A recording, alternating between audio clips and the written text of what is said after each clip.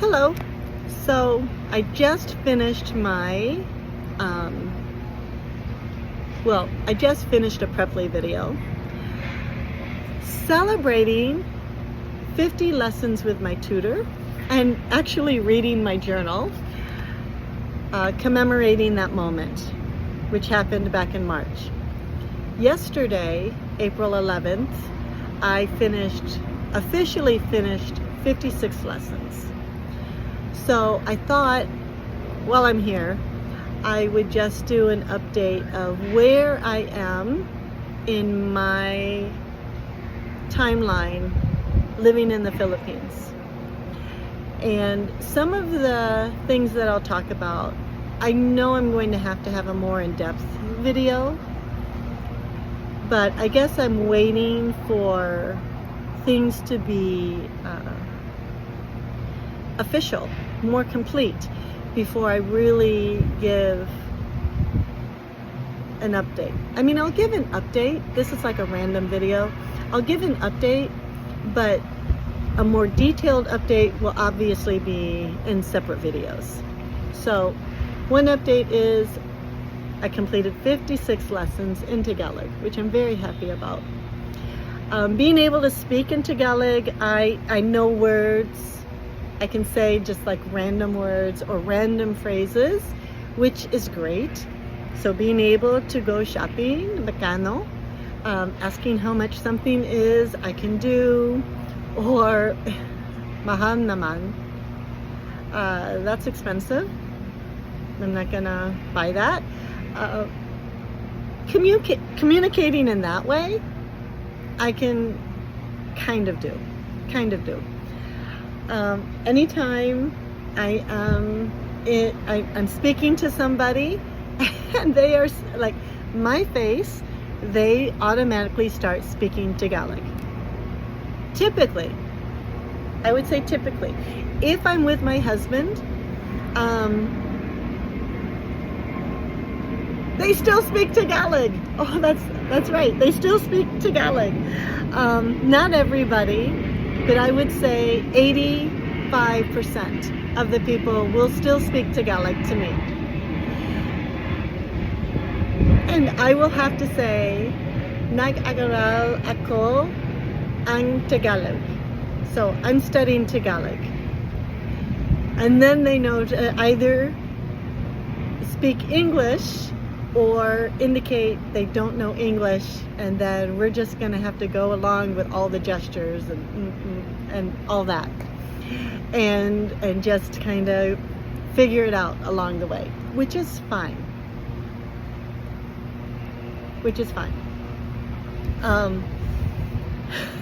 Anytime we do have somebody who speaks English and Tagalog,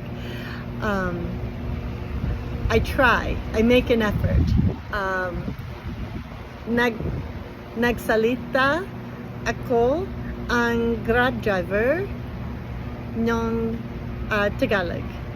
So I think I said, I speak to Grab drivers Tagalog.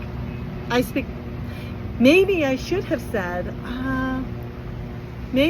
have said, now that I'm thinking of it, nagsalita ang Tagalog ng Grab driver. So now you know what it's like speaking to me in Tagalog and why it takes so long. Number one, I have to figure out the verb. What's my verb? And then I have to figure out who am I talking to, or what is going to be the object of my sentence, and what's the direct object of the sentence. And then teacher mode kicks in. So I don't know which sentence is best, because then I would have to go and get all of my resources out and check to see if I'm correct or not. So one of those two sentences is relatively close. And that's how I get by. When I speak Tagalog, it is relatively close, and I can get by. I'm not perfect. I'm not claro, but I can roll my R's, which is a huge celebration. So anyway, that's Tagalog. That's my update on Tagalog. I'm growing my hair, has nothing to do with Tagalog, but I am doing that. I'm trying to grow my hair back longer. It was nice to have it cut short, but I'm feeling like I miss having longer hair and being able to put it in a hat or braid it, especially with summer coming. I'm really wanting to do that. So that's 2. Number 3, my husband and I converted our United States driver's license to Filipino driver's license, and sorry for the plane. So that was a fun experience. We went to Quezon City and we went to the Land Transportation Office, and we took our medical certificate that we received in Makati. That was about 600 pesos, I believe. And it was good. The medical certificate was good for 3 months. So we took our medical certificate to the Land Transportation Office like the day before it expired, which was, we went March 18th. And we applied. So the issue is I didn't have my passport, but I had my ACR card. And the reason I don't have my passport is because the Bureau of Immigration has my passport, which is another update. So I brought also a copy of my birth certificate, my Filipino birth certificate, and my ACR card, so she would accept that as documentation, and telling her that the Bureau of Immigration has my passport because I'm applying for dual citizenship, which she did accept it. My husband had his passport, so it wasn't any big deal. We filled out the paperwork. We had to get copies of our identification, which you have to go from the main building to another little building that's like has a little restaurant, and the copy machine is right out front, and it's super inexpensive to just get a copy. So we got a copy of that, of our identification. Then we had to go back, fill out the application, fill out the survey, go back to the original window, to the original window, and turned that in.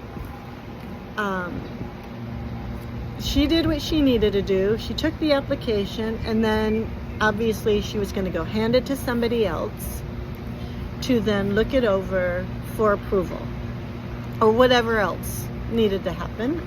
I'm assuming that she approved it, and then they needed to move on and get us in the queue for the next stage.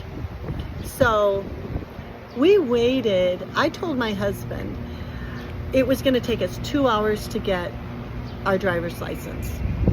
We got there at 11 o'clock in the morning, and I was worried because we were going to be there during lunch, tanghali. And we officially were done with our photograph, our fingerprinting, and all of that by about 1 o'clock. So it really did take about 2 hours. And online, when I checked, it said it was going to take, I think it said about 2 to 3 hours. So it's no joke. So that's an update. We don't have our plastic driver's license yet. We have to wait for that to get that in the mail. So that segues to the next one, which is a problem because we are living in this spot in Parañaque for another 2 weeks, and we have not received our driver's license. So I'm not quite sure. I'm gonna have to call them to give them a new address for them to mail it to us. I don't know what that means. Or go to see if we can pick it up before we move. And that's going to be a different video about moving to a long-term rental. So we are not going to be living like gypsies anymore. starting in about 2 to 3 weeks, which I'm excited about. But that's going to be a completely different video update of a random thought. The final update that I wanted to do on this video was talk about turning in another piece of information or document to the Bureau of Immigration. I don't know if, I think I did. I did post it. I did post a video on working on my dual citizenship. Okay. And I know that's going to be a longer update. But basically, one of the things that the Bureau of Immigration wants, because I don't have my birth mother's birth certificate, and they have officially turned me down twice. The Bureau of Immigration, when I was living in the States, said, you're going to have to come to the Philippines to get this taken care of. Okay, so that happened. Oh, actually, they turned me down 3 times, so that happened. And then, so then I thought, okay, then I'll try the embassy in Chicago. Okay, they turned me down because they also said, you need to do this in the Philippines. So when I was in the United States, I made 2 attempts. Neither one worked. We came in November 2023. So November 2023, I went back to the Bureau of Immigration. That's why we stayed in Intramuros. And that's when I was officially turned down a 3rd time. And they basically said, you need your mother's birth certificate to be able to apply for dual citizenship. So I will post more about that in a future video, but I just received this past week, I needed to drop off another piece of documentation, and that was my adoption papers. And I turned in 2 copies of my adoption papers. Number 1, the first one was the original document from 1969. I was adopted in 1969. Born in 66, adopted in 69, officially. But when I went to the state of Michigan to get an apostille for that document, the state of Michigan would not give me an apostille for that document, stating that it was a true copy. They would certify it so that another government, another country would recognize it. So then I had to apply for an updated copy of my adoption paper. I received one, so then both copies could then receive an apostille. So this past Monday, I turned in both copies of my adoption papers.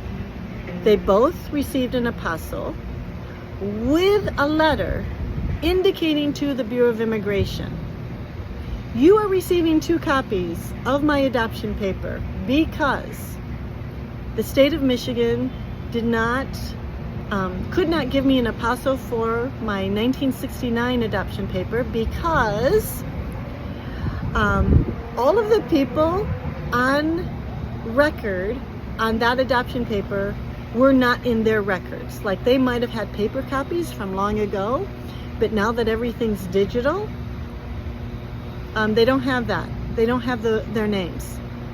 So that's why I had to apply for a second adoption paper with an updated one, where somebody from the probate court that is current could then say, this is a true copy, blah, blah, blah, blah, blah. And then go back to Lansing to get an apostille. So I did a lot of legwork before even coming to the Philippines in preparation for the fact that I did not have a birth certificate for my birth mother. So I know this is going to need to be a longer video. And And the reason why I'm choosing to talk in front of a camera, that I hate talking in front of a camera. So if you notice, I look away. I hate looking at the camera. You see me looking away a lot is because I hate looking at the camera. I'm trying to document my journey. And I'm also trying to share what it's like for a former Filipina who wants to become a dual citizen, but can't gain citizenship because they don't have access to any parent's birth certificate. And I know I cannot be the only one on this planet that is experiencing this. And I guess that's why I feel it's important, as much as I hate being in front of a camera, my phone, talking, I feel it is important to document it for maybe somebody who would like to know, then what did you do? Was it successful? Should you even try? And right now, I would say it is worth trying. It is worth trying to get dual citizenship. However, you are going to have to go through a visa agency, because I was turned down twice in the United States, and then officially when I went to the Bureau of Immigration in November of 2023. So I was turned down 3 times. So my last attempt is going to be through a visa agency. And if it happens, it happens. If it doesn't, it doesn't. So we're going to see. Anyway, thanks for hanging out and listening to a little bit of my update of what's going on. And we'll just go from there. We'll figure it out. I don't know what more to say. Anyway, kita tayo ulit. Have a good one.